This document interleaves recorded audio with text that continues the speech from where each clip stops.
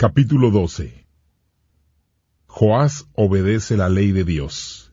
Joás comenzó a reinar durante el 7º año del reinado de Jehú en Israel. Joás reinó en Jerusalén 40 años. La mamá de Joás era Sibia de Berseba. Joás hizo lo que le agradaba al Señor, lo obedeció toda su vida e hizo lo que el sacerdote Joiada le enseñó. Pero no destruyó los santuarios sobre las colinas. La gente seguía ofreciendo sacrificios y quemando incienso en aquellos santuarios. Joás dijo a los sacerdotes: «Hay mucho dinero en el templo del Señor. La gente ha dado ofrendas al templo, ha pagado el impuesto del templo cuando se les levantaba el censo y han donado dinero al templo simplemente porque querían hacerlo. Tomen ustedes ese dinero y úsenlo para reparar el templo del Señor. Cada sacerdote tomará el dinero que recibe de la gente a la que él sirve y lo usará para la reparación de los daños hechos al templo del Señor». Ya era el año 23 del reinado de Joás y los sacerdotes no habían reparado el templo.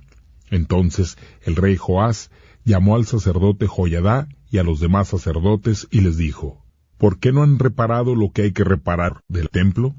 No tomen para ustedes el dinero de la gente que ofrenda. Ese dinero se usará para la reparación del templo». Los sacerdotes estuvieron de acuerdo con no cobrarle más dinero al pueblo, pues no estaban preparados para la reparación del templo. El sacerdote Joiada tomó una caja, le hizo una ranura en la tapa y la puso al lado derecho del altar. Donde uno entra a la casa del Señor, ahí ponían los sacerdotes que cuidaban la puerta todo el dinero que entraba a la casa del Señor. Y sucedía que cuando el escriba y el sumo sacerdote veían la gran cantidad de dinero que estaba dentro de la caja, subían y contaban el dinero que había en el templo del Señor. Ellos entregaban el dinero que había sido pesado a los supervisores encargados de realizar la obra de la casa del Señor, y ellos a su vez la hacían llegar a los carpinteros, constructores y a los que hacían el trabajo en la casa del Señor. Les pagaban a los albañiles y canteros y a los que compraban madera y piedra para cortar y reforzar la parte caída del templo del Señor y todo lo que era necesario para hacer renovar el templo.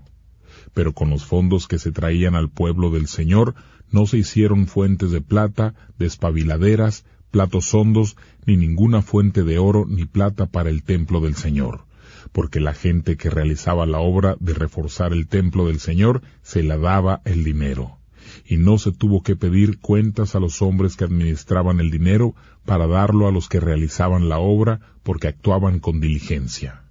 El dinero de la ofrenda por la culpa y el sacrificio por el pecado no entraba al templo del Señor, sino que era para los sacerdotes. Entonces Hazael, rey de Siria, fue y atacó la ciudad de Gat y la conquistó. Luego hizo planes para atacar a Jerusalén. Josafat, Jorán y Ocasías habían sido reyes de Judá, antepasados de Joás, habían regalado mucho al Señor, y esos regalos se guardaban en el templo. Joás también había hecho muchos regalos. Entonces tomó todo lo que había guardado en el templo y en su propia casa y se lo envió a Hazael, rey de Siria, y el rey de Siria se retiró de Jerusalén. Todas las grandes obras que Joás realizó están escritas en las crónicas de los reyes de Israel.